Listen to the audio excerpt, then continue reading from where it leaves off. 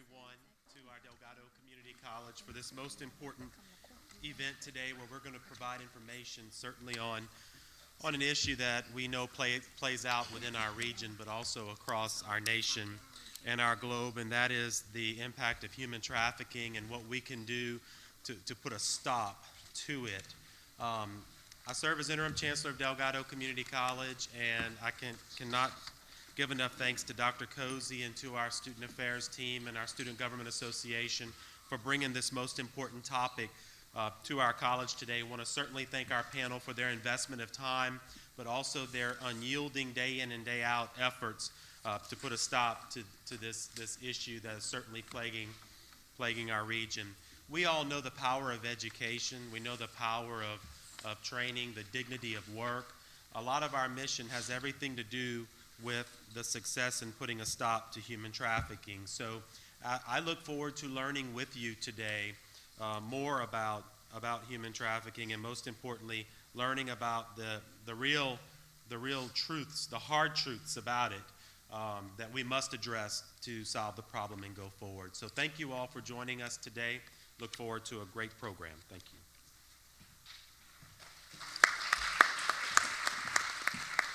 That's my boss, y'all. Help me out.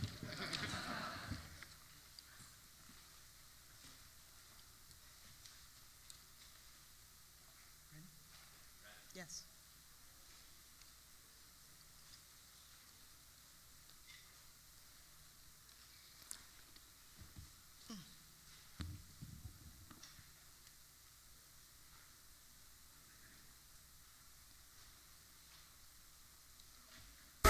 Many people think that sex trafficking only happens in other countries, but it actually happens in the United States. In our neighborhoods. I'm not here. On our streets. No, it doesn't. By U.S. law, any child bought or sold in the sex trade is a victim of human trafficking. Why have I never heard about this before? On the same websites where you sell a couch, there are sections for buying people. I could see that. An abuser might try to isolate a victim and keep them away from their friends. That would never happen to me. And I don't want you to think that this is just about girls. Up to half of these victims can be boys. I wouldn't do that. There's no such thing as a child prostitute, just a victim of exploitation. And it could be anyone. She's talking about me. He told me not to tell anyone. Should I say something?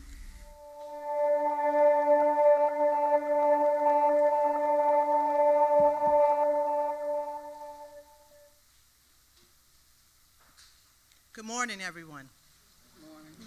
Let me first start by thanking my boss, Dr. William Wainwright, who is a man who every day demonstrates an unparalleled commitment to students and to student success, for his support and for allowing us to have this event today.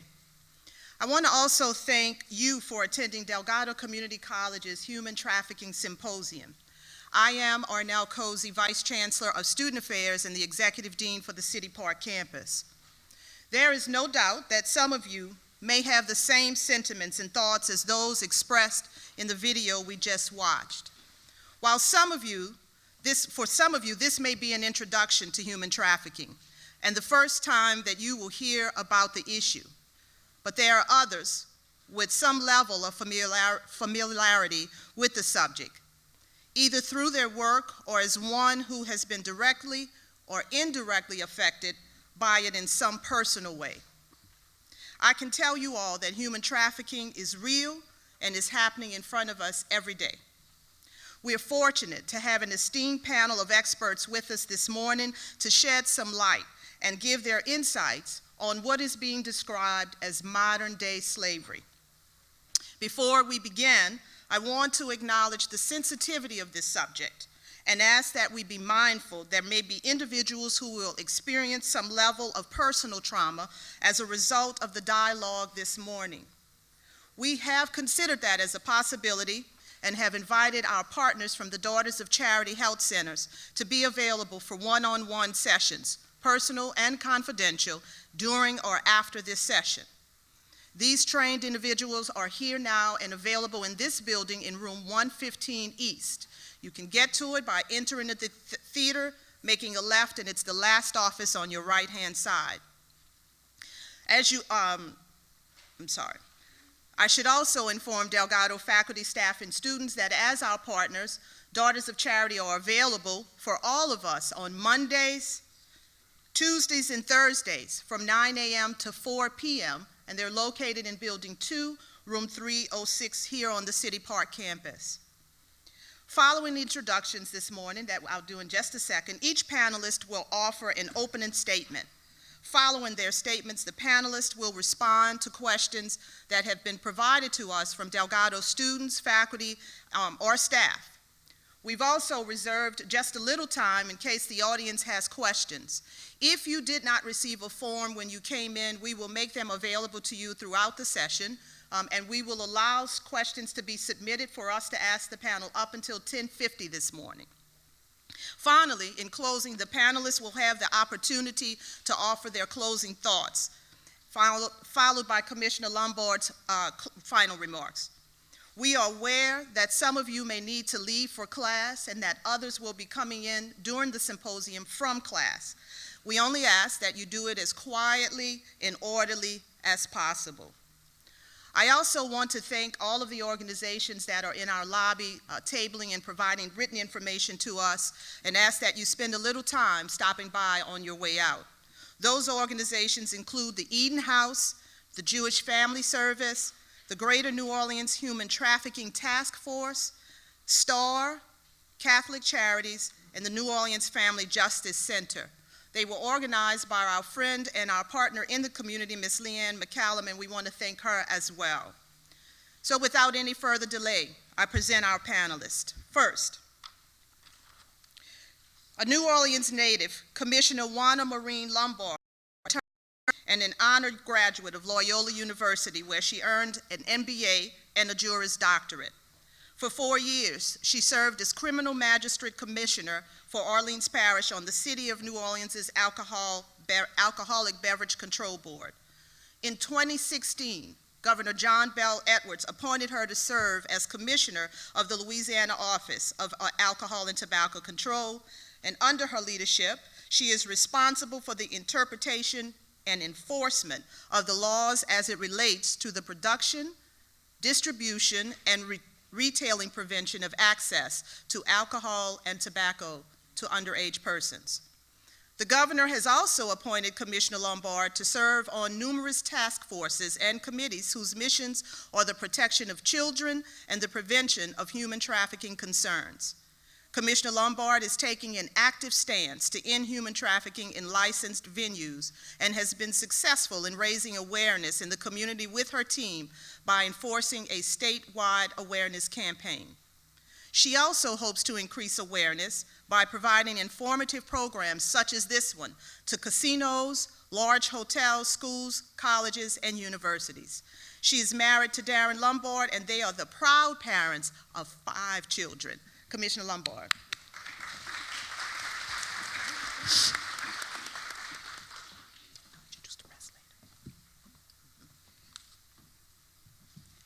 Good morning, everyone. I'd like to start by thanking Dr. Causey and the Delgado community for putting this event together and for welcoming me and all the other panelists to be here this morning. I am excited and thrilled by the turnout this morning. We have been doing this probably for about 18 months, and guys, I can honestly say we have had times where we put together a program and go into a room and there's only 20 people there. The fact that this room is so packed today inspires me because it lets me know that in general the message is getting out and people are at least understanding that human trafficking exists and that you guys are here wanting to know more about it. And that is actually the purpose of the awareness program. It's to touch, I figure if we can touch one person and that one person can recognize a sign, make a call, talk to a young girl or a young boy, call the school counselor, call the casino police. If we save one person from somebody in this room, then I feel that, and I'm sure Ms. Causey feels that this program today was well worth it. A lot of people wonder why ATC got involved in the fight against human trafficking. And quite frankly, I'll tell you, it was not something that I knew about. It was not something I jumped up to do. I'm Honestly, I got involved because I didn't answer the request for an interview one day. So the press was running a story about human trafficking in the French quarters, and pretty much all the other law enforcement agencies answered the interview apparently, and I did not. So I wake up one morning and I read an article that pretty much blames ATC for all the trafficking going through strip clubs in the French quarters. It was not funny at the time. However, it caused me and my boss to sit down and have a talk. So the governor, John Bell Edwards, and the first lady are very passionate about human trafficking. They're very committed to human trafficking. And prior to this article, they had already traveled to Rome, they had traveled abroad, they were already working with people internationally to try to stop and prevent human trafficking. We had already learned that that Louisiana, believe it or not, is one of the major trafficking corridors. We had learned things that, like the fact that 80% of the trafficking victims in the United States are actually American citizens being trafficked by other American citizens. The governor had learned that we, as in this state, were a prime target for trafficking for multiple reasons, because we have a farming community, which is where labor trafficking can bloom. We have a strip club community, which is where sex trafficking can bloom. We have a French Quarter. We are a tourist port, and therefore we often inspire and actually entice people in the trafficking industry to bring their victims here and use our big events as a means to make money. So when this happened, he called me and I said, Governor, this isn't really part of my wheelhouse, part of my job description, to be honest with you. And he said, I know. He said, but the First Lady is really passionate about this one. The more you learn, the more you're gonna see. We all need to be involved in the fight at any level. He's like, you've got Kevin Reeves, the Colonel of State Police there. He's right next to you, who'll back you up however you need him. Go do whatever you can do. You've got my support. So I created a human trafficking task force. I pulled some people that were former NOPD that had been in, narcotics and vice, and told them, create this task force, go see what's going on in the bars and the strip clubs, do what you have to do. Ironically, it's my task force that started educating me. As I started sending them out to trainings, they started coming back going, Commissioner, look at this, Commissioner, look at that. And I started going, wait a minute, this is way deeper and way more problematic than I thought. We put together an interagency sweep in the French Quarter about a year ago. It was us, State Police, and NOPD. After that sweep, we caught a lot of attention, but what we also started getting then was phone calls, tip after tip. Some of them in bars, some of them not in bars. What started troubling me the most, though, is I started getting calls from people I knew. And I started hearing stories about children in high schools, private high schools in New Orleans, private high schools around the state. I started hearing stories about people in colleges, big colleges, the Catholic colleges, the big state universities. I started having people at the state universities tell me, we ran some people off campus. We really think we have pimps on campus. And it started to chill me, because I started to realize that these children looked like my children, and many of these parents looked just like me.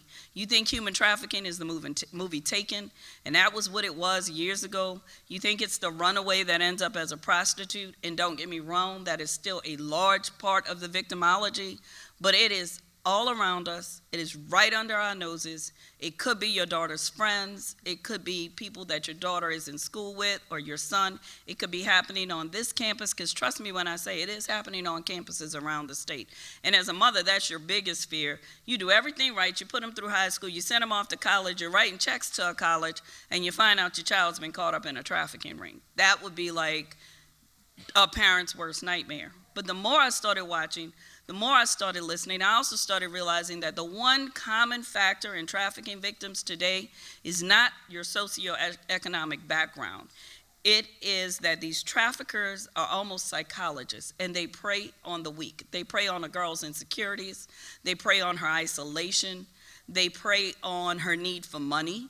Sometimes they prey on your family rearing. Once they get a girl that comes from a good background, they tell them things like, now that you've done this, you can never go back home. What man is going to want to marry you? Your parents are never going to accept you now that they know what you did.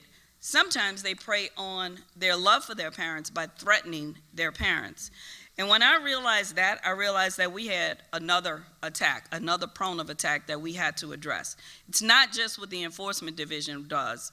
Our enforcement division now works closely with a number of other divisions, the FBI, the state police, the NOPD, the Shreveport PD, the Baton Rouge PD. They all go out and fight the fight on the streets. That's their job, and they're doing the best that they can at it, and they're getting better at it every day. But in order to stop it, it's just like domestic abuse. It's just like drug abuse. It's just like opioid abuse. Until the general public wakes up and realizes that this is a problem and that it might be happening in the seat right next to me, we are never going to stop it, because enforcement divisions can only combat it after the fact. They can raid somewhere and they can save the victims. My goal with my awareness program is to get us to the point where the teachers and the counselors and the students and the friends are saving the victims before ATC and state police and NOPD and FBI have to go in and physically pull them out somewhere. Before they have to arrest the pimp, my goal is that someday we will be educated enough that we can stop that girl before she gets in his clutches. Or that boy, because they are trading men today just like they're trading women. One of the things that, as I said, was my real wake-up call was when I started getting the phone calls about private high schools and intelligent children. One of the stories that sticks with me is a girl here in the state of Louisiana. She's the president of the Student Government Association, straight-A student, popular student, and went out, got drunk at a party, got compromised, got some video out there. From that, they held that video over her, blackmailed her into doing other things, and eventually had her basically running a small prostitution ring within the high school. And it's just how easy it can happen, because the first video they started saying, if you don't do this, if you don't do that, I'll show this to your principal, I'll show this to your parents, you're gonna get kicked out of school. But by the end, she was running a prostitution ring within the school, and they had videos on all of her girls. But these were her friends. She went down the rabbit hole, and she pulled some of her closest friends down the rabbit hole with them. All the while, they were going home every day, living in upper middle class houses, and their parents had absolutely no clue of what was going on with their children. The other thing that was a wake-up call for me is that I was a criminal court magistrate for 5.5 years. And therefore, I saw a number of prostitution victims come through the courts. I actually used to get annoyed, because if you're in the criminal justice system in Louisiana, especially in New Orleans, for big events, we become everybody else's dumping pot. The drug dealers come in, they come in from Texas, and they hole up in a hotel room in the French Quarter with all their drugs. The pimps come in and they bring their prostitutes in. They bring girls in to strip that don't reside here. They just come in to strip for the big events. You name it, all the criminal activity comes to New Orleans for the big events. And one of the things I used to see all the time was the gun charges, the robberies, the drug charges, and I used to sign the warrants as well, and the prostitution arrest. Well, quite frankly, it annoyed me. I used to say, why are these girls always coming in from Tennessee and Florida, to prostitute in New Orleans for Super Bowl, for Sugar Bowl, for whatever? Now that I got in it and I started understanding the complexity of it, what I now realize is all those girls that I was setting bonds on higher because they were from out of state, those girls were probably victims, because that is the MO of a trafficker, to bring their crew in for a big event, use those girls up here, and then bring them back home. All that time, I was annoyed with these girls. These were 19, 20-year-olds, pretty girls, intelligent girls, well-spoken. They were probably being trafficked, and I not only did not help them because I didn't know the signs, I feel like I punished them. So those are the two things that have been the wake-up call for me. Those are the two things that have caused me to create this awareness program. And Classic, we did a program for the Links a couple months ago. Candice Anderson was there. Juanita was there. A number of the panelists here were there. And from that program, Dr. Cozy decided, hey, we need to do this at Delgado. We need to have this at our school. And that is what we want to happen. We want people to look at these programs and say, we need to do this. We need to get this to more people. I have a video that I want to show you, because I do want you to understand that it is no longer just a runaway girl, and this is a true survivor. And I know that a number of you can look at this girl and see yourself in her, because I know I look at her and I see myself, and we won't talk about how many years ago, we're just going to say a couple decades ago, I see myself, but right now I see my children. Can he get it? Okay.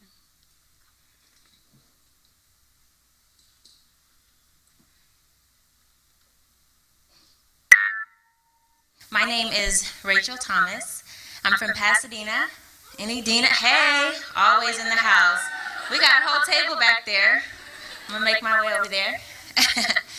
And I'm from a wonderful upper middle class 2-parent home. My mother's a lawyer. My dad's a church deacon. She went to UCLA. He went to USC, so they call it a mixed marriage. And I never experienced any form of abuse in my home. My parents have been married for over 30 years, and I've never even seen them have an argument in front of me. So, compared to many of the stories we've heard tonight, I had a perfect childhood almost, all-American dream. I went to high school, and I played volleyball, and I ran track, and I was voted prom queen, and I worked really hard, and I got into the university of my choice, which was Emory University in Atlanta, Georgia. And I was there in my junior year.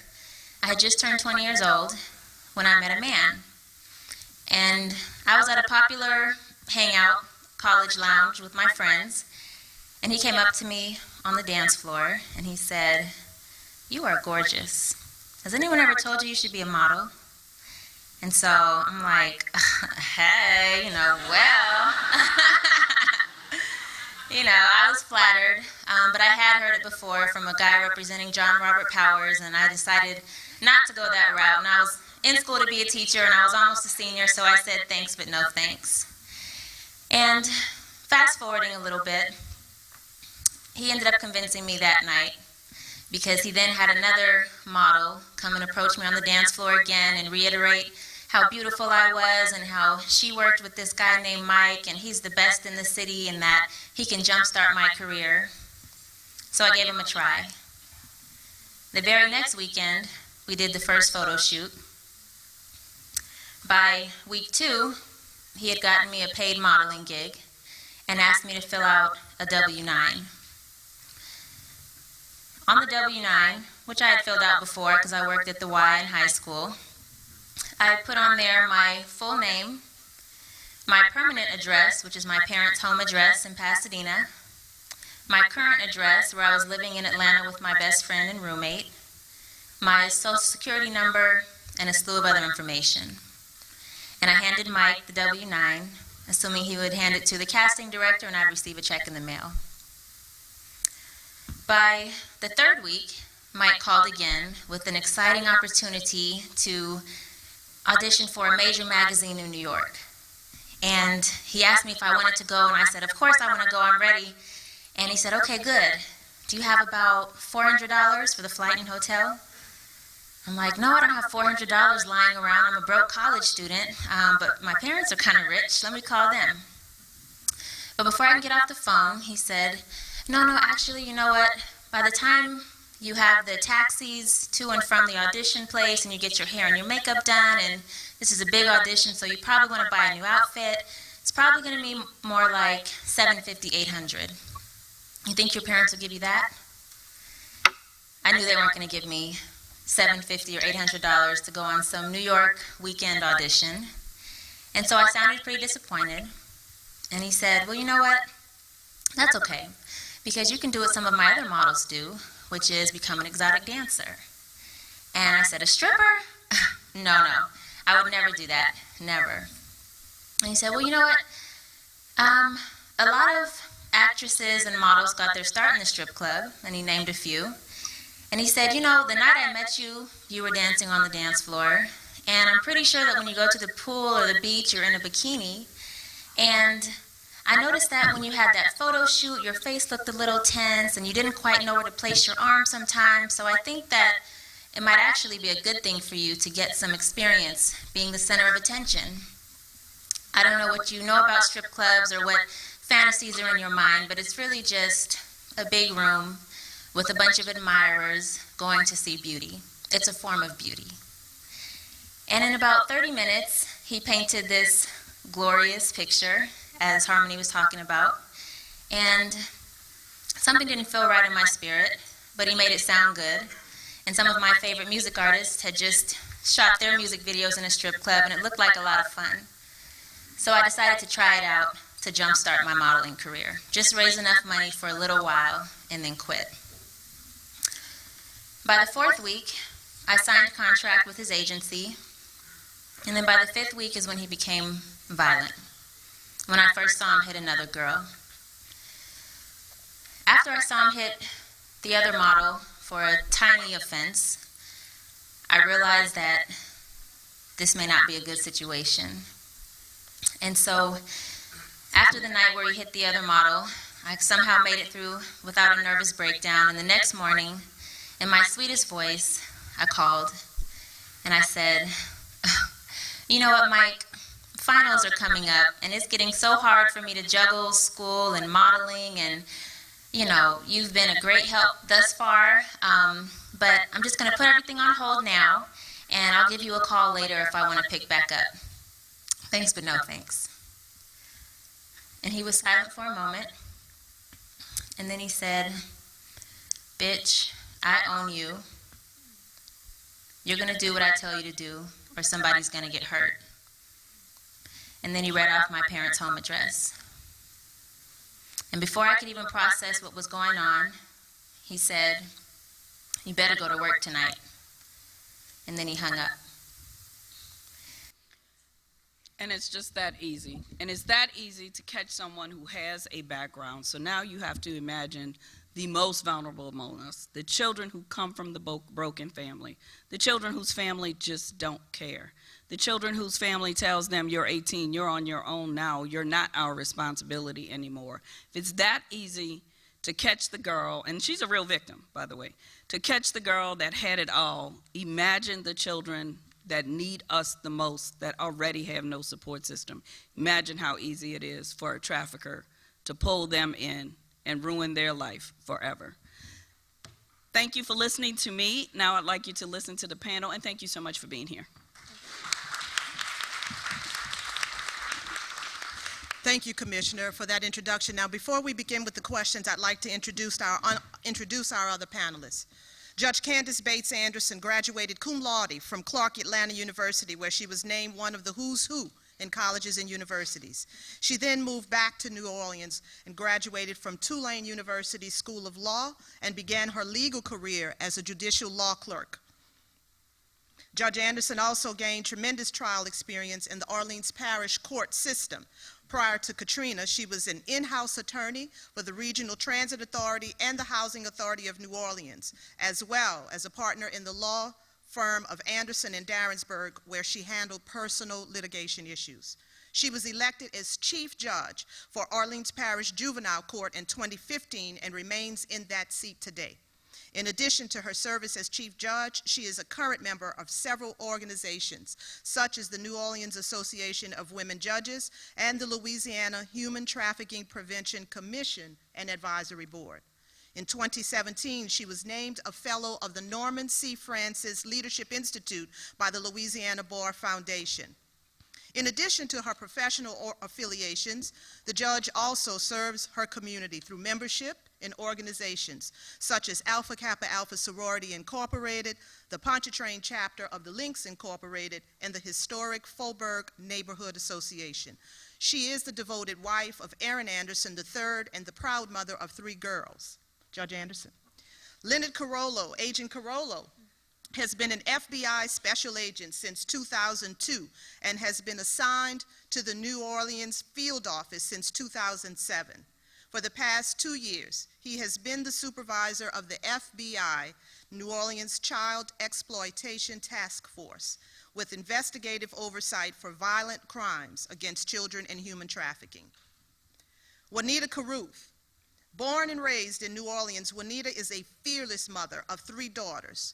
She learned firsthand of the horrors of human trafficking when her daughter became a victim at 13 years old of this heinous crime. After educating herself on the issue by attending human trafficking trainings and meeting with professionals in the community, she learned about the realities and misconceptions around human trafficking in her community. Juanita would like to assist others affected by serving as an advocate and a voice for those who are voiceless. She shares her story to help individuals understand that children from loving, two-parent households can become victims of human trafficking and that it affects entire families and therefore entire communities. Ms. Carruth is here to urge us to come together as a community to combat human trafficking and to prevent it from happening to other children. Dr. Robyn Chapman is a licensed clinical social worker. She serves as the Victim Assistance Specialist for Homeland Security Investigations. Her responsibilities include coordination and monitoring of victim assistance activities within her area of responsibility that includes Arkansas, Louisiana, and Mississippi. Dr. Chapman has primarily been engaged in cases pertaining to human trafficking and child exploitation involving multi-level law enforcement agencies and partnerships with service providers. She came to HSI in December 2010 with 14 years of experience as a therapist in the areas of corrections, chronic mental illness, and with victims of abuse and trauma. Her personal philosophy is patterned after a quote by Gandhi: "Be the change you want to see in the world." It is this philosophy that serves as motivation and the driving force for her to be a catalyst for positive change within the lives of those she serves. As a former Covenant House resident 27 years ago, Sherry Lockwood first returned as a volunteer, but quickly hired as a resident advisor in the crisis department. Today, Sherry heads the human trafficking team as the lead case manager, providing support to 218 human trafficking victims over the past 2 years. She works with the support of local, state, and federal law enforcement to identify cases of human trafficking. She is trained in child forensic interviews through the American Professional Society on the Abuse of Children. Sherry recently participated in a year-long undercover investigation written by the Times-Picayune entitled The Track. She has shared her knowledge of human trafficking throughout the New Orleans area, presenting to health and human service professionals, law enforcement, and community church groups. And we're certainly grateful to have her with us today. Thank you, Sherry. Dr. Desiree Morel Carter is on the front lines of the mental health crisis in New Orleans. She has treated mental health patients in the emergency room of University Medical Center for the past 10 years. She also specializes in psychiatric telemedicine, treating patients remotely with the use of developing technology and in coordination with LSU and local medical staff in Livingston, Tangipahoa, and Terrebonne parishes. She is an assistant professor and educator of LSU Health Science Center medical students, physician assistant students, and psychiatry residents. And as if she is not busy enough, Dr. Carter has maintained a clinical practice since 2011 treating those with mental health disorders. Born and raised in New Orleans, Dr. Carter graduated from McMain High School and earned her Bachelor of Science in Biology from XU.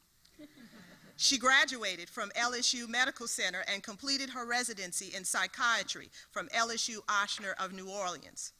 After residency, Dr. Carter was an adult inpatient psychiatrist for the New Orleans Adolescent Hospital, a psychiatrist with the Assertive Community Treatment Team, and interim director of Ed Psychiatry at ILH.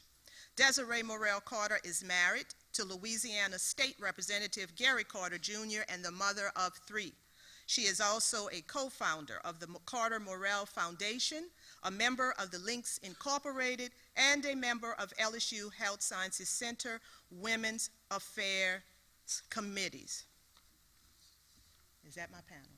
Yes. Woo! Take a drink of water. All right. So now we're going to get started with the questions that were prepared and provided to us in advance. If I can get to them, give me just a second.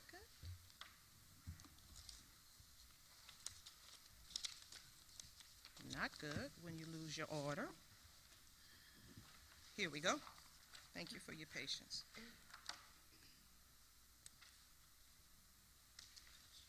Going to start with some general information here, and this question is directed to Agent Carollo and Dr. Chapman, but certainly any of the panelists should feel free to chime in. Share with us the demographics, age, race, socioeconomic status of the victims, of trafficking victims. Thank you. Good morning. First, I'd like to thank Dr. Cozy and Dr. Rainwhite and Delgado for this opportunity to share with you information with regards to human trafficking, and I'm honored to share this panel with such esteemed panelists. The demographics that we have seen with regards to human trafficking, I guess you can say that we have seen the gamut. We've seen male, female, we've seen African American, we've seen Caucasian, we've seen those who are foreign nationals from various South American, Central American countries, as well as Eastern European countries. They've ranged in age, so basically we have seen, there's no particular demographic that we have seen. We've seen those who have run the gamut.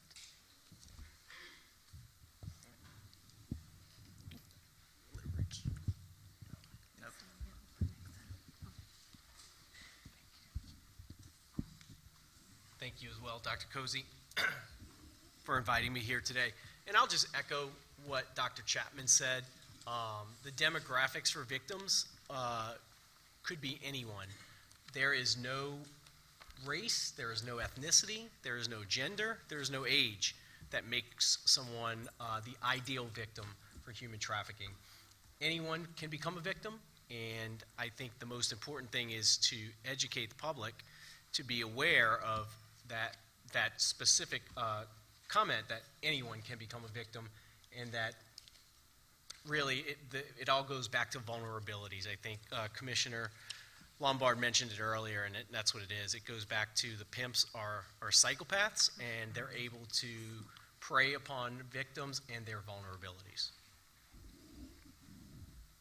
I just realized that I jumped to the questions without the opening statements, so forgive me for that. And I'm going to go back to the opening statements. Dr. Carter, can we start with you? Sure. So human trafficking for me wasn't as big of a reality until I started seeing multiple victims in the emergency room. So, for a while you hear about the big crises, all over the country. And then, it gets closer and closer to home once you've actually spoken to a victim, and that's what happened in my case. And so I spoke to this one victim who gave me the details. Mostly, when I interview patients, I spend about 30 minutes at most talking with them in the emergency room because things have to happen pretty fast and decisions have to be made. But I spent over an hour with this one individual who fit the perfect picture that Commissioner mentioned, and in the video of the young lady, in which it became very concerning because then you start to see yourself, you see your children, you see this happening to anyone. And so at that point I decided that the best thing that I can do is to educate, and to educate those who could be those who are identifiers. People, for instance, like doctors and nurses in my field, who these victims present to without thinking that they're presenting as a victim. So they come for other reasons. And so we have to teach, or I have to teach, or others have to be taught how to identify those victims in those settings so that we can provide help. And so I feel that that's my role, and that's why I wanted to play a bigger role, a bigger part in helping those in the public become more aware, as well as educating those who can become identifiers to victims. Thank you. Good morning. So I want to update that too regarding 218 victims. It's 234. And why that number matters so much, why that number matters is because each and every one of those victims, those survivors, had a story. My passion for human trafficking is from my own history, is from my youth when I was a chronic runaway, running away from a broken foster care system and being on the street selling sex to survive. And seeing how and feeling how and knowing how easy it is for your spirit, your sense of dignity, your self-respect to be destroyed by men that come in and use your body any way they choose to. In the victims, when we talk about demographics, I have worked with as young as 12 years old all the way up to 38 years old. And they've been all gender, and they've had all sexual orientations. If there's a vulnerability, there's a way for them to be preyed upon. Their stories matter. Their survivorship matters. When we talk about victimization, it comes from a criminal element. But for the person that went through that ordeal, they are a survivor. When we do these awareness, it's in hopes that we dispel some of the myths. It's in hopes that we create an open forum where people feel safe, where they know how to reach out for help, or if they have somebody that they know is going through that situation, that they know that there's partnerships in service advocates and law enforcement that is there with open doors and willing to help them through their traumatic event or work through the legal system. These kids matter, these young adults matter, these people matter, because in 2019, we should not still be selling human beings.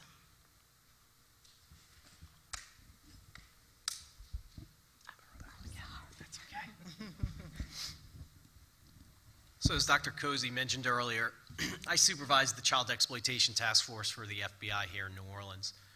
And what that means is we investigate all violent crimes against children, as well as human trafficking of both children and adult victims at the federal level. And what I hope we can convey today to you is that it's not just something that law enforcement battles, it's something that we have to battle together. And that's why we have a panel like this, where we have people from not just law enforcement, but we have people from service providers, we have victim advocates, we have the legal system with Judge Bates here. This is a multi-dimensional task force, multidisciplinary task force. And the one thing about human trafficking that's different from any other criminal investigation that I've ever worked is it's victim focused.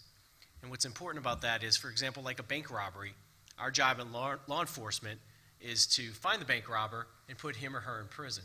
But with human trafficking, what we focus first on is the victim. What can we do to help that victim? We address physical needs, we address emotional needs, psychological needs, and we all work together for that. So I hope that's something that we can convey to you today, and I hope that's something that if your questions aren't answered, you can address those as well. So Homeland Security Investigations is a federal law enforcement agency, and one of the crimes we investigate is human trafficking. And our focus tends to be those goods, services, people that impact the border. So we are a part of ICE. So we look at those crimes or those investigations that may have an international nexus, whether or not the victim, him or herself, is a foreign national, or the person who is perpetrating the crime is a foreign national. So my role as victim assistance specialist is to support our agents in investigations by providing assistance to the individuals, the victims that we encounter. We work collaboratively with other law enforcement agencies as well as our NGO partners, our non-governmental organizations, who provide the ongoing support and assistance to the victims that we encounter. My role is also to provide as much information prior to any type of enforcement action, such as issuing an arrest or search warrant. and that we have to take into consideration the potential of encountering a victim. We have to take into consideration whether or not we may encounter 1 victim, 10 victims, or 100 victims. Whether those victims are foreign national, whether or not they speak English, whether or not they're U.S. citizens, whether or not they are juveniles, adults, older adults, because it's a matter of also referring those individuals to appropriate services, and no one agency provides services to all victims. So it's a matter of also having a working knowledge of what sort of services are available. So thank you. Good morning. My name is Juanita Carruth.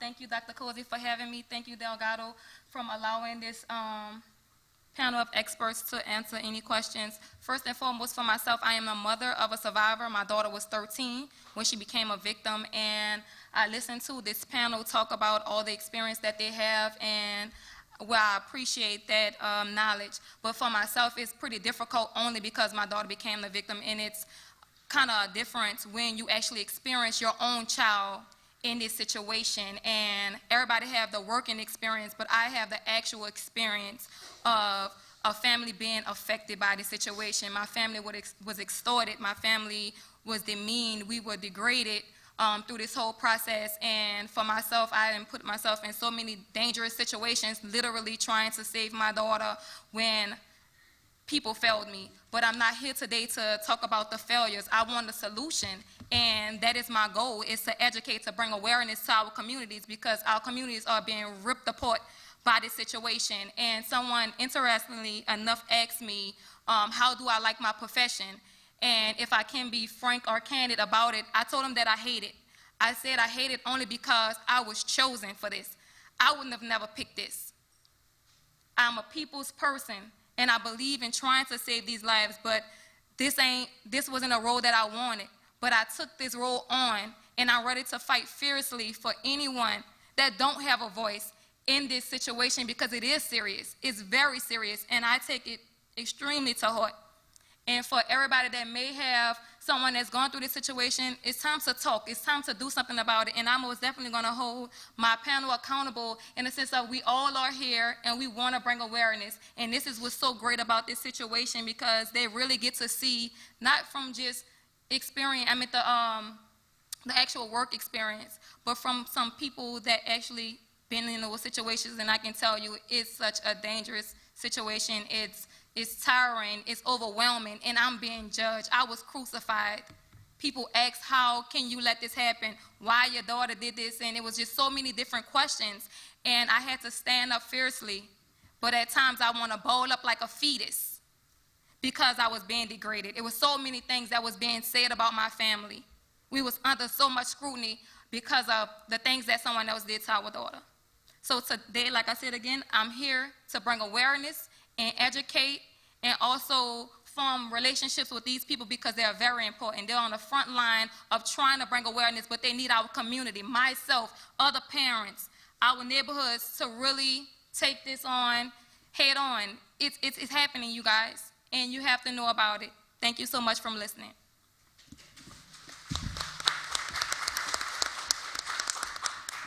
Hi, good morning. I would like to thank Dr. Cozy as well as Delgado. I am Candice Bates Anderson, Chief Judge of Juvenile Court here in New Orleans. Once the kids come in front of me, that's when the term victim changes to delinquent, to juvenile offender, to a person who has committed a crime. So the first thing that I would hope today's panel would do, and the opportunity that the public would have, is that to bring awareness that these kids first off have to be thought of as victims.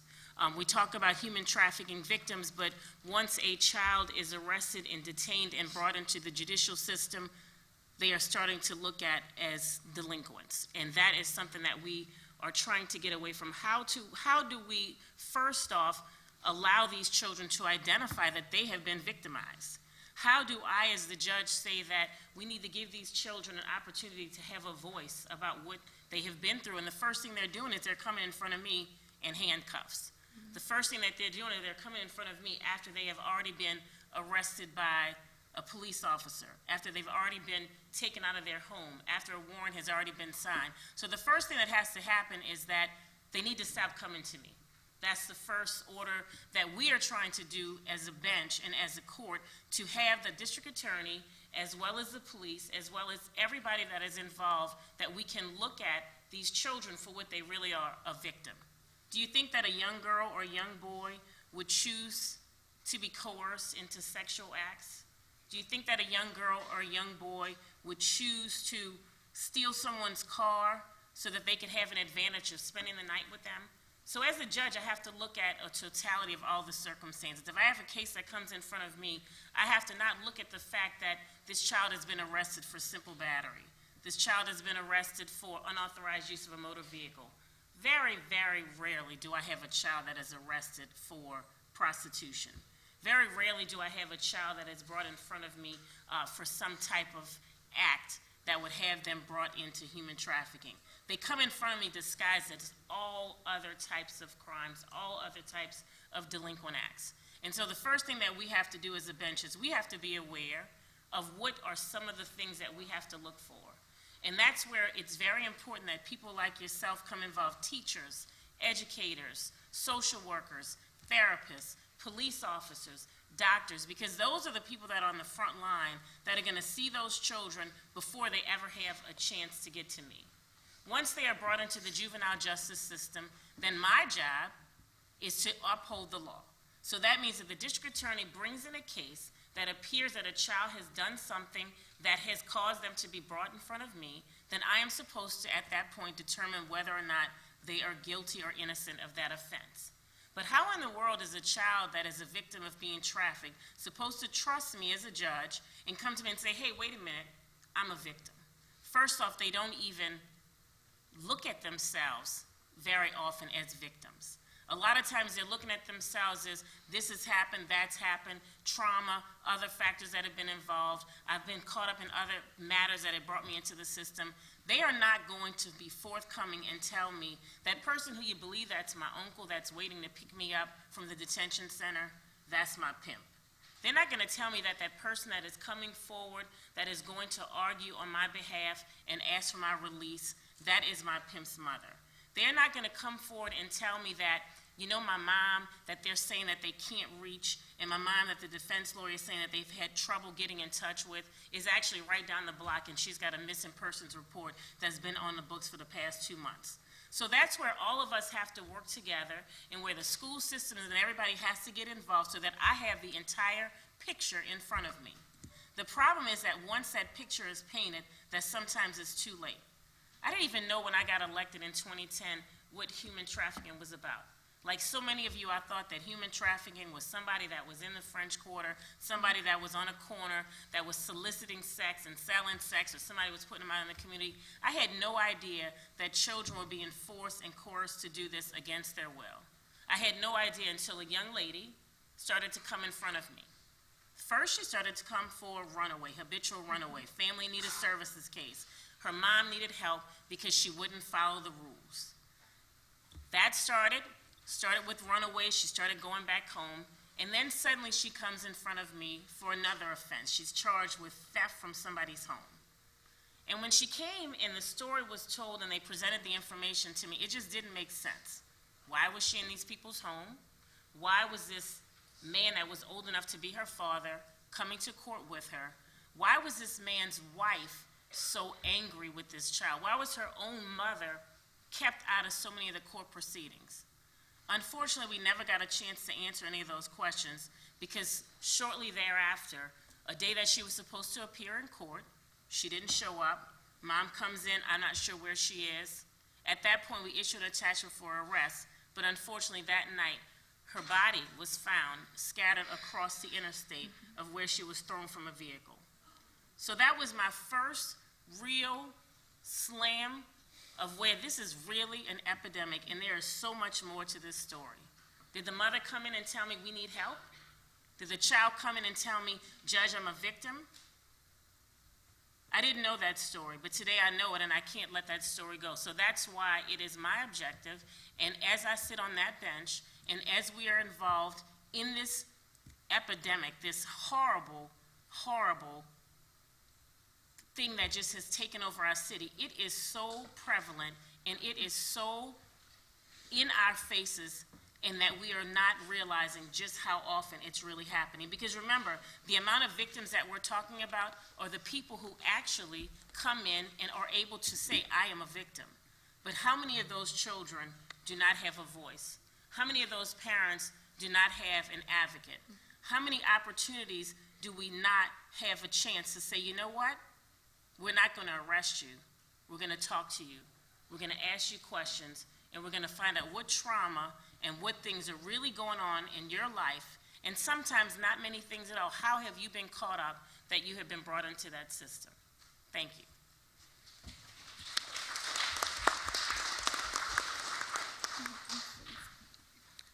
We'll process that a little bit. So the first question that we have, or the next question that we have, I can pose to anyone, and I'll ask maybe two panelists to respond. Share with us some of the noticeable signs and symptoms of a victim who may be trafficked that may be around us here on campus. So, some of the signs and symptoms that you, as classmates and teachers, can recognize is signs of physical abuse, sudden changes in personalities, abnormal behavior, changes in the way they dress, going from a normally dressed college student to dressing more provocatively, to in general acting and behaving more sexually.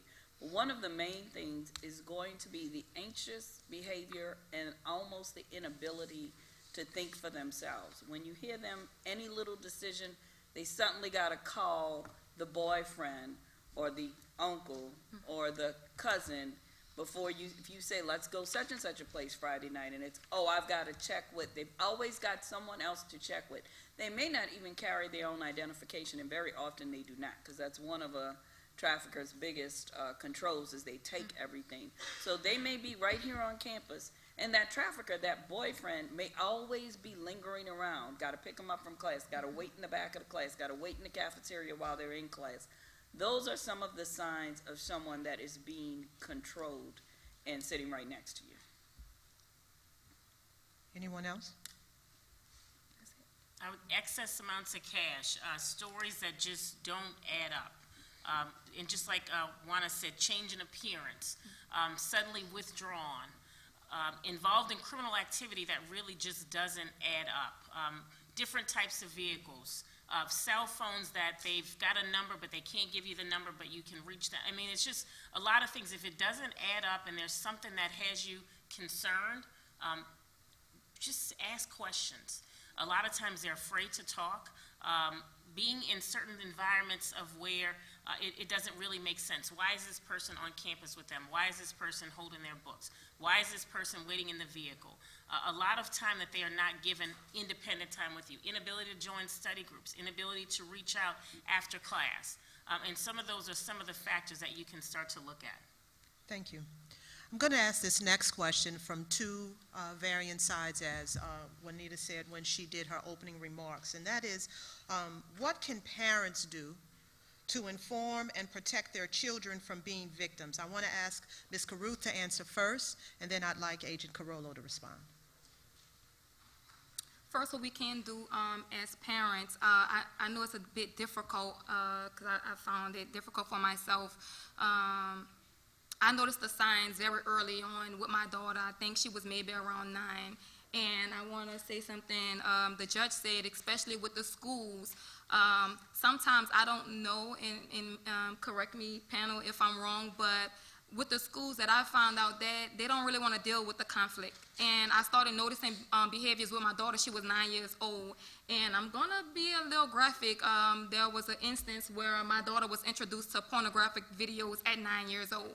And from there, it spiraled out of control. And when she turned 11, she was first introduced to prostitution by a friend, a family, almost friend type person, and they were soliciting sex through social media via Instagram.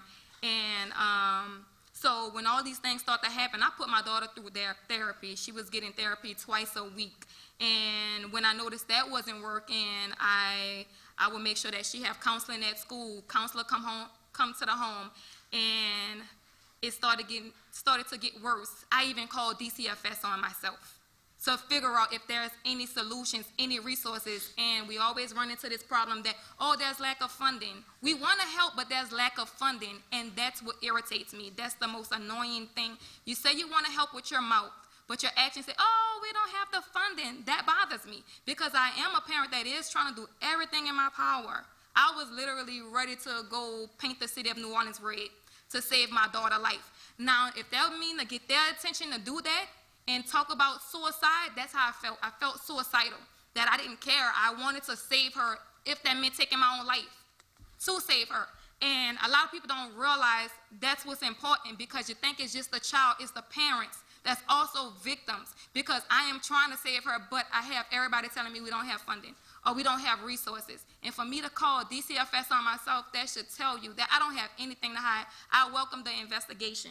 And another thing, we have to hold our school accountable. I got a lot of people that want to go into the schools and train, but we have not gotten a response from Orleans Parish School Board to try to bring this into our schools. And I have teachers that's asking me to do presentations, but I'm getting pushback because nobody wants to deal with that situation. And I know it's difficult, but we have to see it. It started at school for my daughter. They said it started at home. It didn't start at home, it started at school. My daughter was introduced to porn at school at 9. So it's a lot of things. Thank you, Juanita. Agent Carruth? I think the biggest thing, and when I talk to parent groups, is to talk to your kids on a daily basis, know everything about them, know all about their friends. If they're on social media, be friends with them on social media, see what they're doing. If they have a phone, go through their phone every opportunity you get. This is not just a recommendation from a human trafficking standpoint, but we deal with a lot of kids that get caught up in situations where they end up sending pictures of people and producing child pornography. And so what I tell parents is, go through their phones, find out everything you can about the types of social media they're using, and learn about all the security features so you can teach your kids about those security features, and then all the privacy settings as well. But most importantly is talk to your kids. Thank you. Can I do a rebuttal? Yes. I want to kind of add on to what you were saying. My daughter didn't have a cell phone, so what she would use her friend's cell phones at school. And me and her used to fight about those things, and this is why she became that victim, because she was using other people's phones. And it was like, well, how you let a 12-year-old do these things? It wasn't that I was letting her. It was happening whether I wanted it to happen or not. So she didn't have a phone. Let me just reiterate, kids don't have to have a phone. They can use anybody's phone. They can use any of our phones up here, and you would never know what the kids are doing. Thank you. Ms. Combs, what potential factors are most relevant to recruitment and keeping a person trafficked in servitude? So there's a number of vulnerabilities. It's not just age, it's not the financial situation, and there's a number of vulnerabilities: mental health, substance abuse, homeless youth. We know, me working at a homeless shelter, I have seen suspected pimps lurking around and looking at the young women and young men there as potentials. So there's just a number of vulnerability. I would say when I am talking to my young ladies and men, and I have kept track of a lot of childhood history, over 90% of the survivors I've worked with have had some sort of childhood sexual abuse. Over 80% have had some sort of physical, emotional abuse. And whether it be introduced during the trafficking or prior to the trafficking, over 75% have some sort of substance abuse. Now, traffickers often lead their victims to addiction by providing methamphetamines, cocaine, uppers to keep them awake, because they have quotas generally to make. And you're not permitted to sleep. It's not unheard of for girls or boys to have to go several days without sleeping or any sort of nutrition before they make that quota. It's not a choice anymore. So there's many vulnerabilities. When you fear for your life it is not hard to understand how they stay with these traffickers. When you're going through severe abuse, when you're going through severe neglect, you've lost contact with your family, your support system, your friends, and that's the sole person you have to rely on. You're going to acclimate, Stockholm Syndrome. You're going to start to do whatever you need to do to survive that situation. And I think Ms. Carruth mentioned how she's gone under extreme interrogation. How could you let this happen? But you see, that's a major factor in why people don't speak out and speak up, victim blaming and shaming. And we have to stop doing that. Thank you. Drs. Carter and Chapman, if you can speak from your perspectives about the additional efforts that are being made to educate the community. I think from my perspective, working in the healthcare system, we're educating doctors and nurses and all healthcare professionals how to recognize victims who come into the emergency room or come to the hospital. Most victims don't go to scheduled appointments, regular clinical appointments and things like that. They come to the emergency room when something drastic has happened, severe beatings, urinary tract infections, things like that. Some come through because they're suicidal, but the majority of the ones that we see have some type of physical problem. And so if we're training nurses and physicians and other healthcare professionals how to recognize that, and some of the things that we teach how to recognize it, sort of those red flags. And that is, and some of the panelists have mentioned a few of these things, and that is not speaking for yourself, having someone there the entire time, not having your own communication, cell phone, whatever the case may be, not having your own identification, not being able to answer specific questions, simple questions. Where do you live? Who lives in the household? There's a list of questions that we can ask. Sometimes the victims are very vague on the answers that they give us, which is also a red flag. And then a lot of times from there, we can direct them where to go to get help. A lot of the victims, too, don't receive a lot of the resources that are available because they won't give information.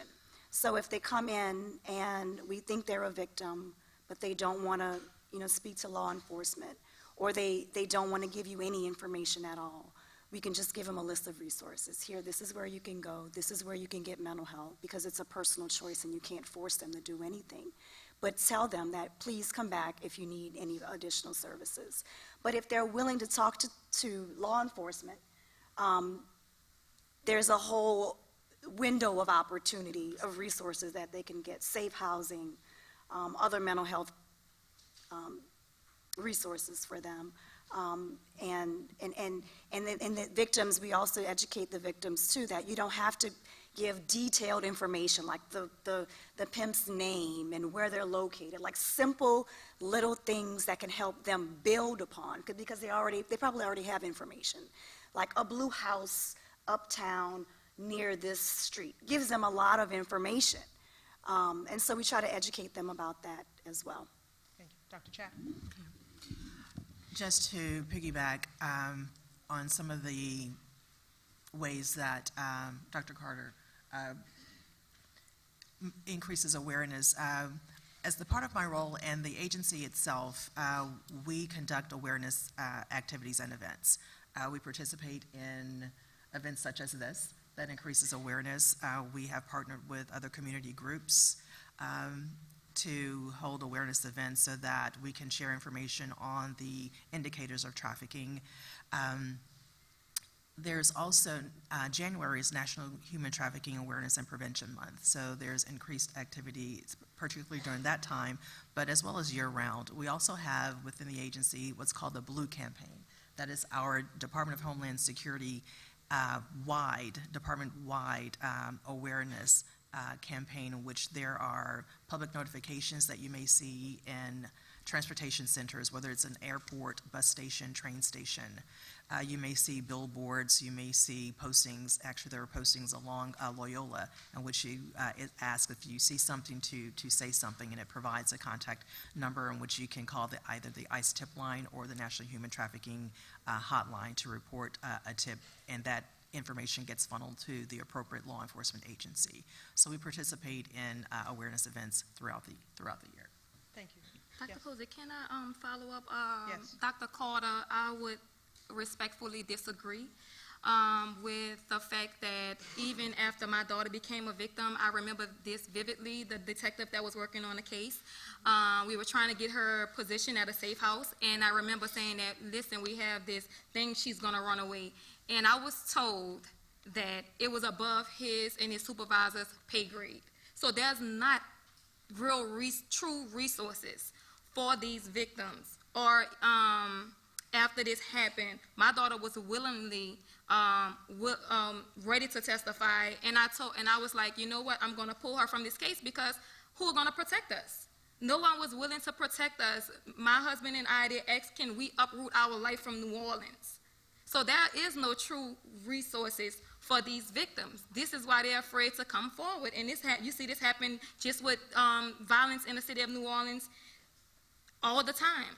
So there is no true resources. And I'm here to tell you that from experience because I have experiences. There's no true resources. And that's why I'm in this position. And I'm ready to fight and do rebuttals if I have to on this panel because I have experienced this. I've watched this happen.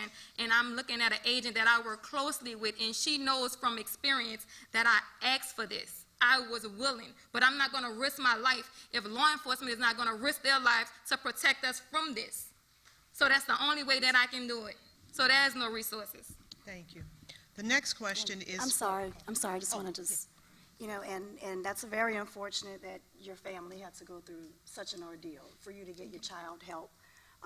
And I believe, you know, from my perspective, it's with adults, adults who have been trafficked, and you know, they themselves make the decisions. And I'm sure I'm uncertain for children, particularly with their families have to go through. It's not just the child.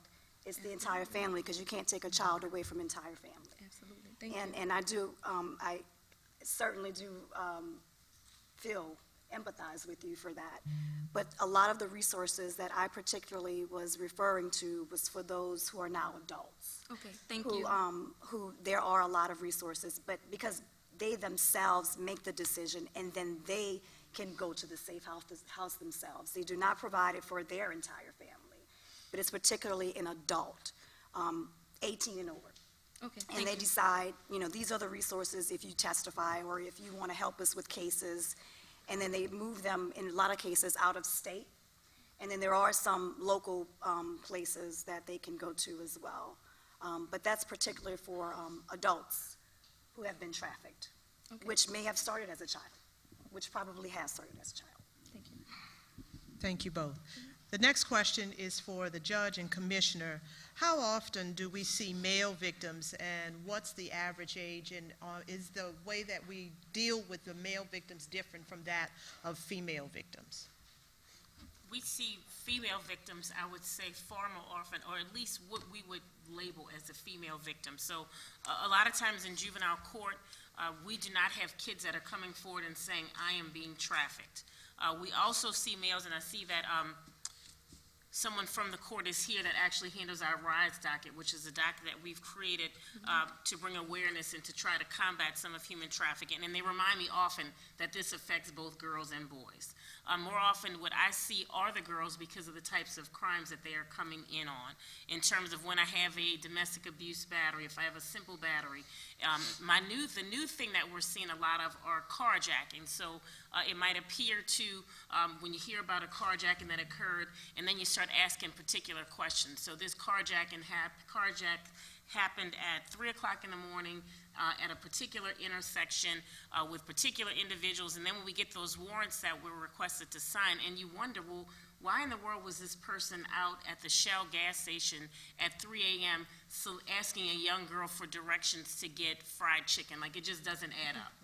And so what happens is that obviously there's something that goes wrong or something that goes on in the course and scope of what they're attempting to receive from that girl. And these people are so empowered that they will call the police. So you are pretty bold when you've got a child that you are attempting to solicit sex from, and that it doesn't necessarily go to your benefit, i.e. she demands either to be compensated, and you are not going to compensate her because she is a child and you're telling her to get out of the car and she's taken certain matters into her own hands, or at that point she is asking to be brought to a different location by your vehicle. And so there's a lot of stories that are coming to us that just don't add up. That you've been carjacked, but at the same time, you're in this location at this particular time with this child at this age that's in your vehicle. What's going on? With the boys, we're seeing a lot of what they call mules in terms of trafficking of drugs in the French Quarter. Those are more the cases that I've had with young men, where they are brought in, they come in, out-of-town runaways, out-of-state runaways, that they're coming in while they're here in New Orleans. They are being brought to the French Quarter, and they are the ones that are walking around, and they have the ability to either smell the marijuana that they're smoking, they're showing it off, or something's happening, and they make that transaction. So we're seeing those boys that come in more often in that category. I would say that the boys are there, but once again, to have them come forward, and to say that we are being trafficked, that doesn't happen nearly as often. And that's why we have to create a safe haven. And I would also agree with Ms. Carruth that there are not a lot of resources for juveniles. There are not a lot of safe houses. I know that Covenant House is one location, but you have to remember that too, a lot of these places are voluntary. So they go to Covenant House, we have the issue of possible them running away. So there is a need for greater resources for these kids as well, so that they do feel that there is a safe place.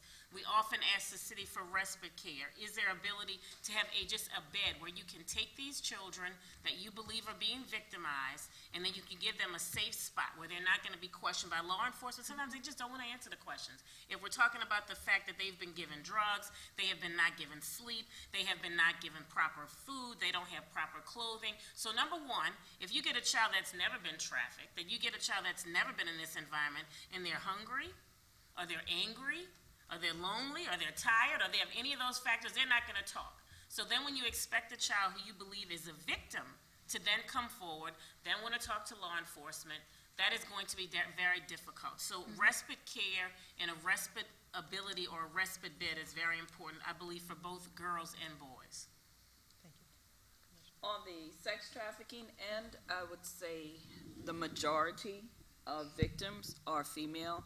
I would think in the past 18 months, I think our office has only received 2 potential complaints about young males being trafficked, which shows you that the majority of sex trafficking is female. However, on the labor trafficking end, the majority of your labor victims are male, and I know Workforce Commission at the state is working with that very heavily now, because we have had complaints and we have done investigations before where you find that everyone, say, in the kitchen or behind like those convenience stores that sell like deli food, and if you go in the back, there's storerooms, they're cooks. They may all be foreign nationals, or they may all be younger boys, or if you go up North Louisiana where you're talking about still farming, your farm laborers are usually male. So in that environment, you're going to find more males than female. But what we're encountering more here in New Orleans, and of course I think Sherry could speak to it better, is there are young males being trafficked. There are young males being used for criminal offenses, which is still a form of trafficking, to traffic drugs. And there are a lot of males being trafficked for sex, but proportionally, the amount of young women being trafficked is drastically higher. But I think Sherry could probably speak to that too. Sure.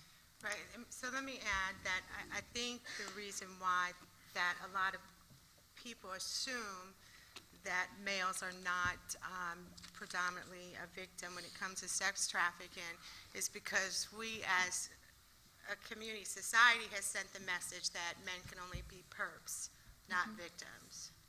And so they don't usually speak up about their experiences. And only through talking to them one-on-one, when you really get into their history, while they mentioned, so Dad kicked me out, I was walking down the street, and this man came along, and I had to have sex with him in order to have food to eat that night or somewhere to sleep, that you do realize that they've been victimized, maybe not in the same way as standing on the corner, but we do have those in the quarter where you have juveniles standing outside of certain bars and clubs that are soliciting sex to older men. The transgender community, another very underserved population. Also, a lot of times due to discrimination, by the time they're 13, 14, and they know that they want to transition to another gender, and they're not able to do that for financial reasons, and they're already being rejected from home, they're already having problems at school and being bullied throughout the community, they oftentimes find themselves by the age of 14, 15, 16, selling sex. So, and that does make them, under the age of 18, a victim, a survivor of human trafficking, because no child should be used for sexual pleasure. Well, we're having a rich discussion, and so I'm going to do some quick questions before we begin to wrap it up. Agent Carollo, can you tell us, or any of our panelists who are dealing with the other side of this, what's happening to the pimps? Well, if we are able to identify a pimp, and unfortunately that all too often requires the cooperation of the victim, we are going to aggressively prosecute that pimp. A lot of times with human trafficking cases, if it involves an adult victim, we pretty much have to have that cooperation from the victim. The victim has to be willing to testify. If it's a child victim, we don't necessarily need that cooperation because we don't have to prove force, fraud, or coercion. But if it's an adult victim, we do have to prove that force, fraud, or coercion, and I would say most victims are not going to be willing to confront that pimp in court and testify against him. Thank you. Anyone else want to respond to that one? I think what Agent Carollo said is correct, and what we find very often is even if they are willing to communicate, to get themselves out, to go to Covenant House, to go to Eaton House, to try to get free, they're still not, they've been intimidated, they're scared, they're still not very often willing to give up the information for you to go and get the pimp. And I just want to add, can I just add something really quick? That we focus a lot on the trafficker, and I wish the focus was more on the customers, because without the demand, there would be no need for supply. Right, and I'll just add that the customers, especially in the juvenile cases, are so empowered that they will come to court, testify under oath in regard to stories that just really don't add up. And so I think it's really a message to send about really stopping what we know is happening in the community. People are freely willing and able to get these kids. They use the internet, they use back pages, they use Craigslist, they use Instagram, they use TikTok, they use Snapchat, they use Facebook, they use all types of methods of social media. And just as the mother said, that these kids do not have to have access to a phone.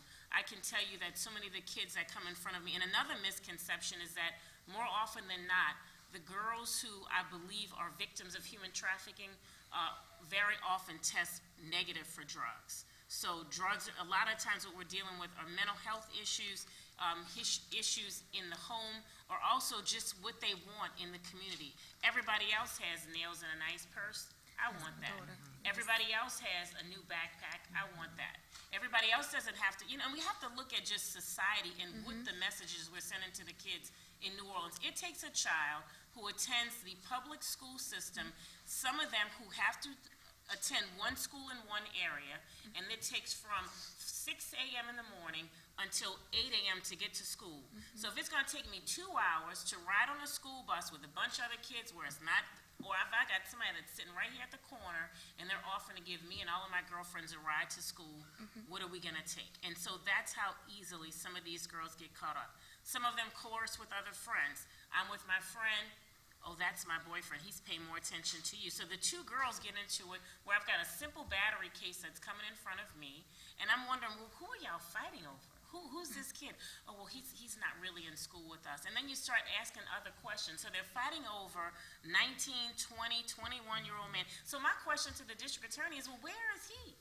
Why are we having a case that I've got two young ladies that have been arrested and been detained, pulled out of school, and then the schools are pushing them out immediately as soon as they come in, and I understand the school's point too. They come in, things are happening, they're immediately expelled from the school or asked to attend another school. So no longer do we maybe have the social worker who may have known some of the dynamics of what's going on with these children. So it's an effort of where we really start to talk about this, a real issue.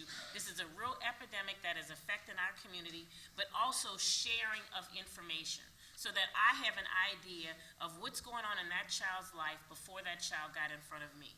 And so I think that's really part of what the problem is that to be able to identify in the lines of who's a victim and who actually is a perpetrator and who is the customer, and telling these children that we're going to treat you with kid gloves and we're going to give your voice an opportunity to be heard, and we're going to protect you from those people.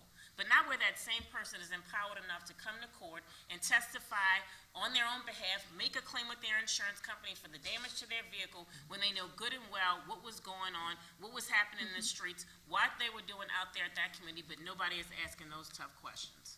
Can I add to that? Yes. Judge is correct. I actually, as she's speaking, I was thinking of this same case with my daughter where the person that recruited her into human trafficking, and this person was the one that was extorting us for money.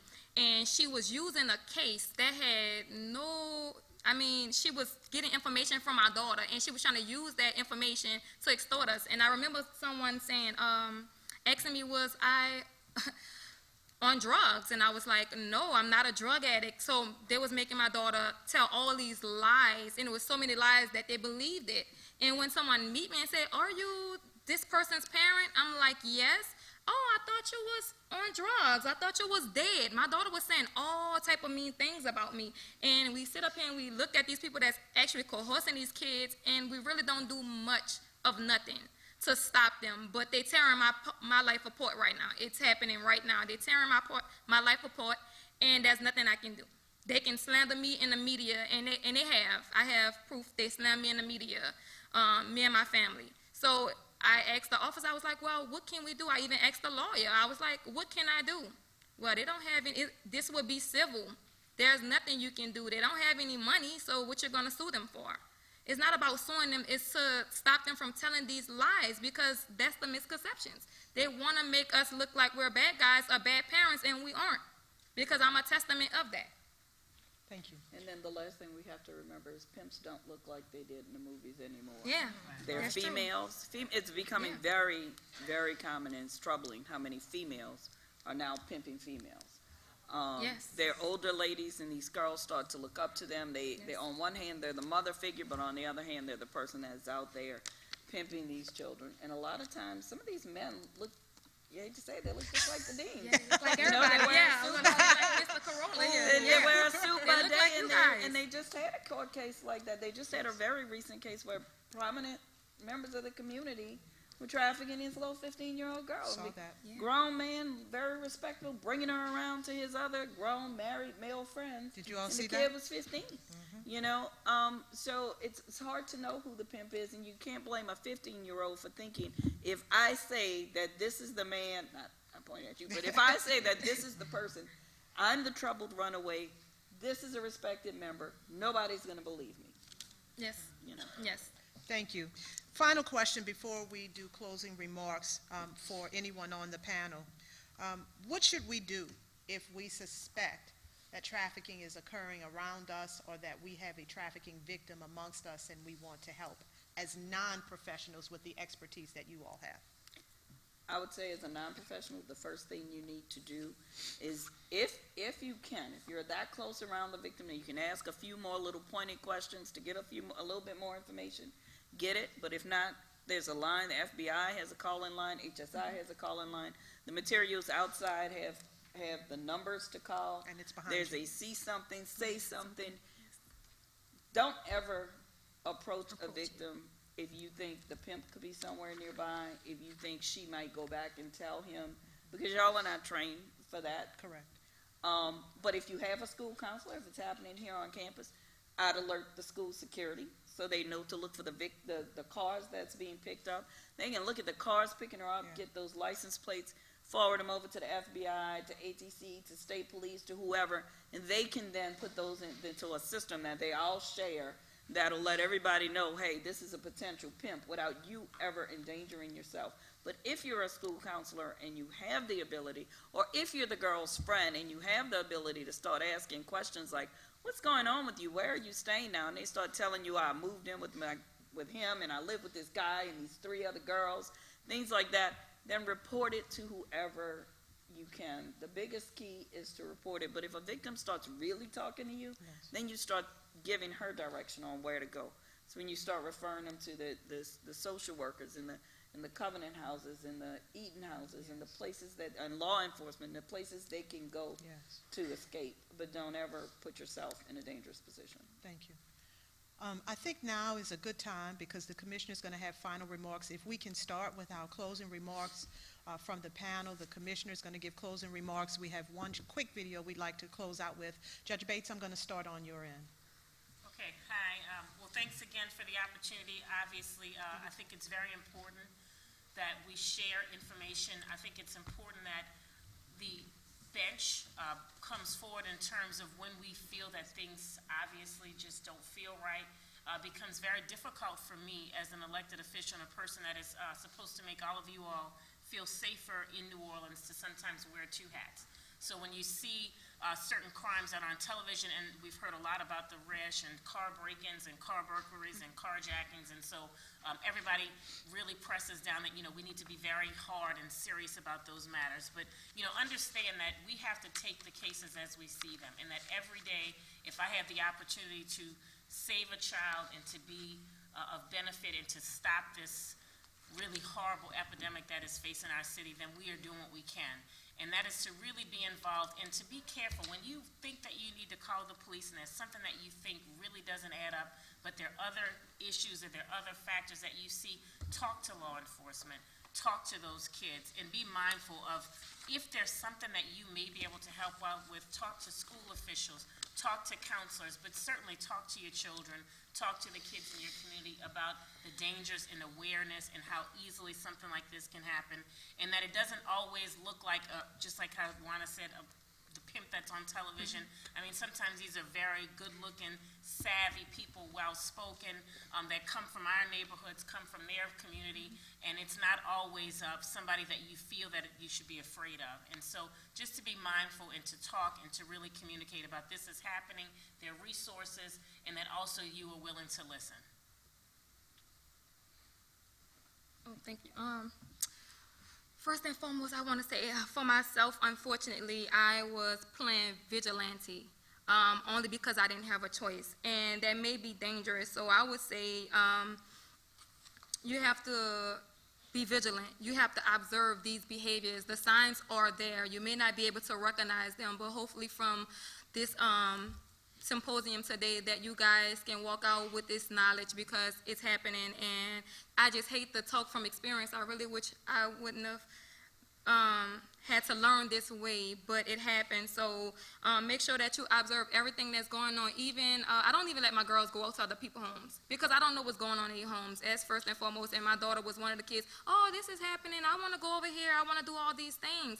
And she don't realize that I'm trying to save her only because, like you said, everything is based on funds and the lack of resources that we don't have. So I'm trying to add that extra protective this to our life, and she wasn't willing to accept that. So now we are stuck with this situation. So we can't just be judgmental to everybody's situation because I don't have time to explain my whole life story to you guys of what's happening. This is only a snippet of it. So just educate yourself, bring awareness, see something, say something, like the commissioner said, see something, say something. I had the opportunity, thank you, God, for giving me the opportunity to meet with some of these great minds because they want to make it work. But like we keep saying, there is no funding. And I was asking the judge today, what do a parent do when they're in crisis? I don't want to hear you talk about legal stuff. I want to know what to do. I'm in crisis. Help me.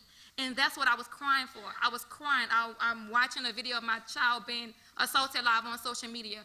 So this is the thing. I'm in crisis. I don't want to hear your legal stuff. I want to know, what can we do? What can we do? But we're not going to understand until we put in this situation. And I don't want anyone in this room to be put in this situation, because it's a horrible feeling. Again, I'm thankful for the opportunity to be here to share information about HSI, my role as a VAS, and human trafficking. I thank each of you for your presence here and for your interest. And now that you have more information, I encourage you and invite you to share that information with others so that they can be more aware. And the more that we become aware, the more that we can do something about this crisis in our community. Thank you. Thank you, Dr. Chapman. Thank you for having me today. I hope that everyone learned a little bit more about human trafficking today. I hope that we were able to dispel some myths about human trafficking, because I think there are more myths out there than actual truths. But the biggest thing is, please take what you've learned today, and if you see something, say something. Most victims of human trafficking will not self-identify. Most victims of human trafficking will not ask for help. I think as a community, we have to do that for them. So if you see something, say something. If you want to call the FBI, if you want to call HSI, if you want to call ATC, all those hotlines are available. The National Human Trafficking Hotline is always available. It's a 24/7 hotline. It's an easy number to remember, 888-3737-888. And you can be anonymous when you report it, and they will provide that information to law enforcement. Thank you. Thank you very much for having me, inviting me today, and thank you for everybody coming out. I would just encourage everybody to continue to educate yourself more on human trafficking. See what you can do in your community, in your school, in your church, at your local homeless shelters, to assist survivors, because I always say that after they're out is when their extraordinary journey really starts and begins.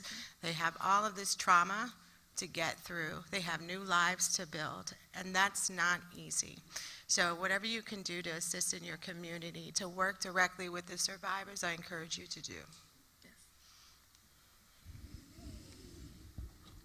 Thank you for having me as well. I hope that everyone here has learned, as many of us have already said, some red flags and ways to identify victims.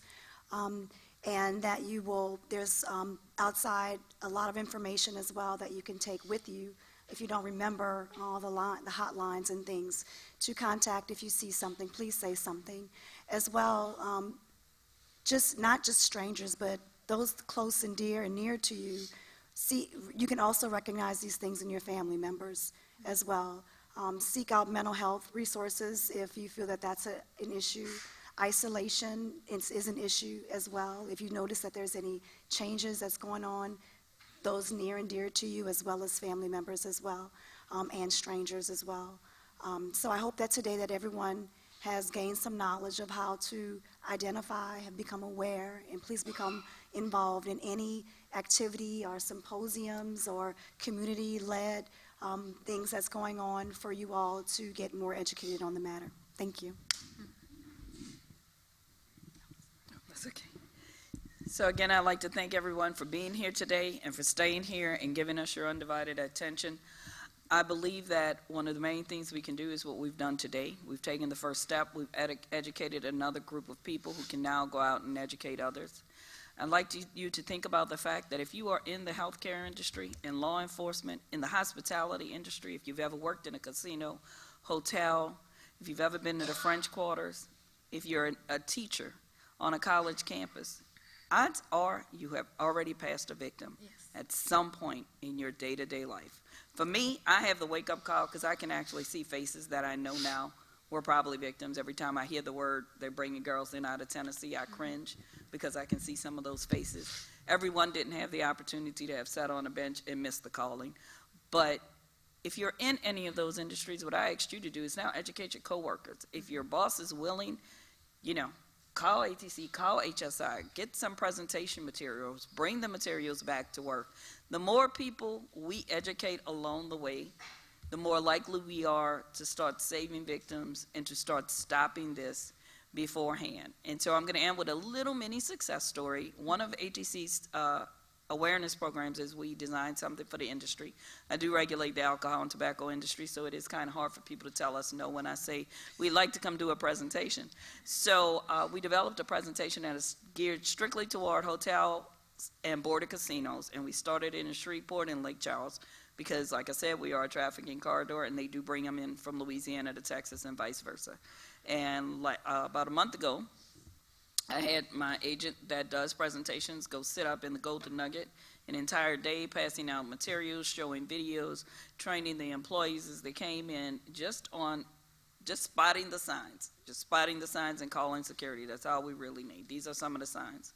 And a week and a half ago, or maybe that was last week, we actually had an incident at the Golden Nugget where they were trafficking some young girls through the Nugget. They had fake IDs. They were pushing them through the casino and the bars. The IDs looked legitimate. They didn't stop them on the IDs. A couple of the employees was watching the whole scenario and said, this does not look right. They called state police. State police went in there. Sure enough, those girls were 16, 17. They were not the 21 that was on the thing. And they were being trafficked by a female pimp. When they got them, they were like, what are you waiting for? Their ride was a female pimp, and she was moving them from Texas. And they were 3 little girls, and state police did its job and got them out of there, and now they're getting help. I don't know that my agent's materials helped. I like to think that they did, but that's what just educating the public on the signs can do. So that one call got 3 little girls out of what could have been, detrimental. So just remember that. Just looking for the signs and making a call, if that's all it is. See something, say something. You never know what the result can be. Thank you all for listening to all of us.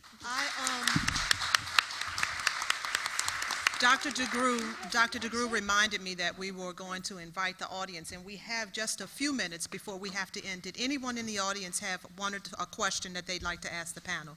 Can you pass it down for me? And while we're passing that down, I would just like to thank Commissioner Maureen Lombard, and I know that I'm not alone in extending appreciation to you and your division for your dedication and commitment to addressing this issue.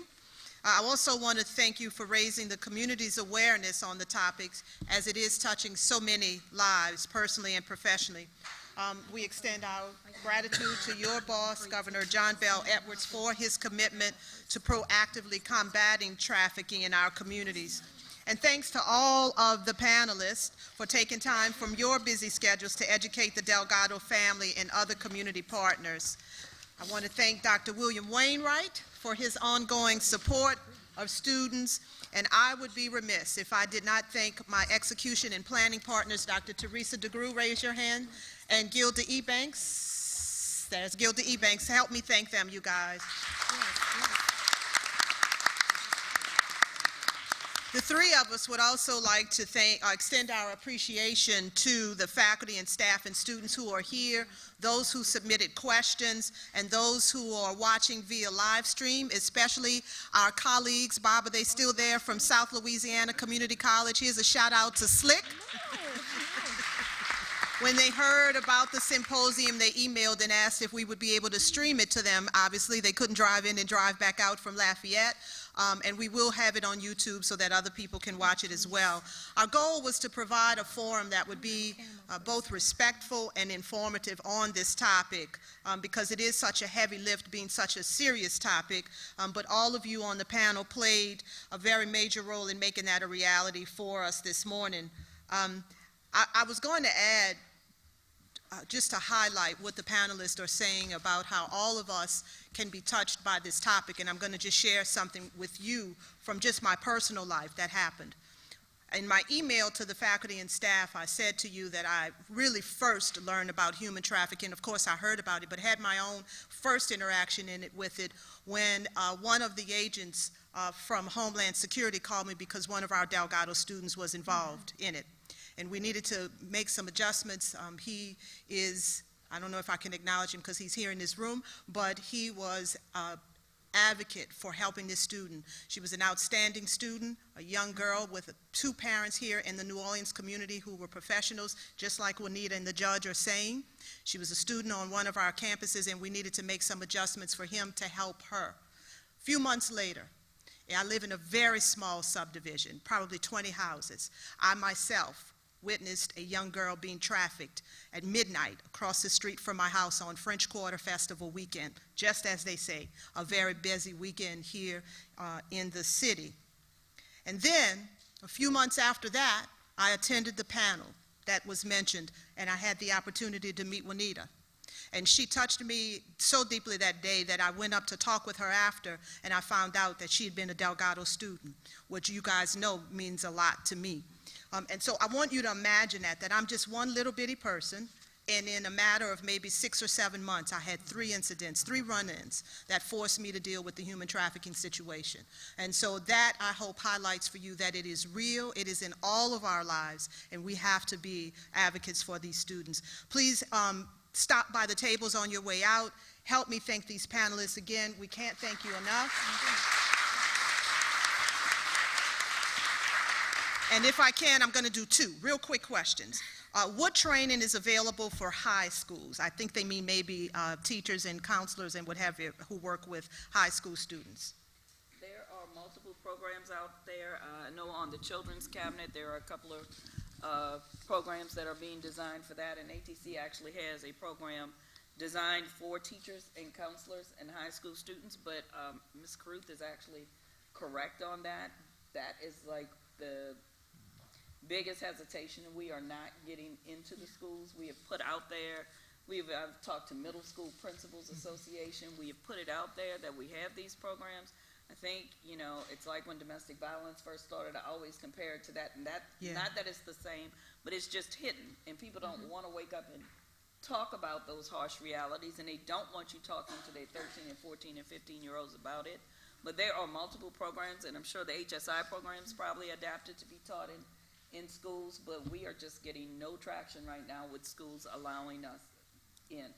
Universities are starting to welcome us. We've done 3 university panels, I think, in the past month and a half. Nice. But high schools, we are just not getting the traction. It's out there. We've got a whole program designed specifically targeted to that group, but you can't kick a door down if they won't let you. We've got somebody in the audience I want you to talk to. Another one, really quick, for maybe Dr. Chapman or someone. What about the children that are in child protective services?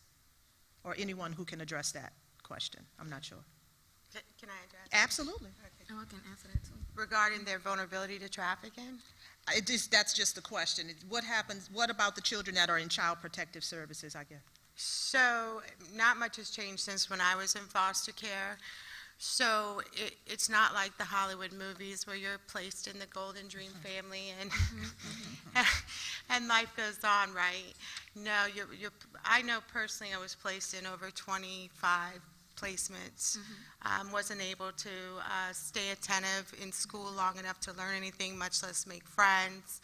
By the time I was 13 years old, you know, sometimes the parents were worse than the ones they removed you from, and a lot of kids that are in foster care go, especially when they're placed in group homes that are monitored by staff, and they don't have that one-on-one care or that family, that basic normalcy.